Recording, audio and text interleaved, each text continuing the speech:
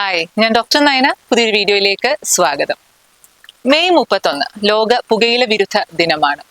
1987 ശേഷം എല്ലാ വർഷവും ലോകാരോഗ്യ സംഘടന പുകയില വിരുദ്ധ ദിനം ആചരിച്ചു വരുന്നു.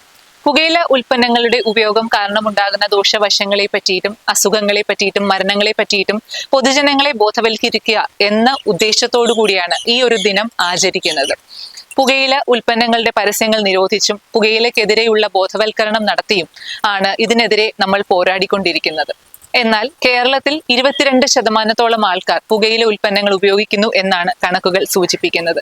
വേദനിക്കുന്ന ഒരു വാസ്തവം എന്താണെന്ന് വെച്ചാൽ 42% ആൾക്കാർ പാസീവ് സ്മോക്കേഴ്സ് ആണ് എന്നുള്ളതാണ്.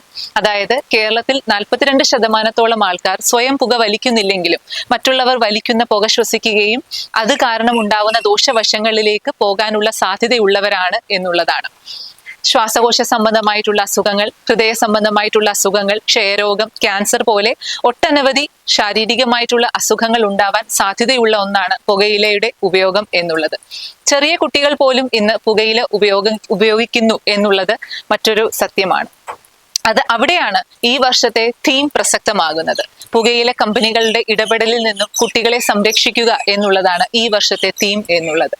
നമ്മളിൽ ആരെങ്കിലും തന്നെ ഈ ഒരു ദുശീലം നമുക്കുണ്ട് എന്നുണ്ടെങ്കിൽ അതിൽ നിന്ന് വിട്ടുനിൽക്കാനായിട്ട് ശ്രമിക്കുക.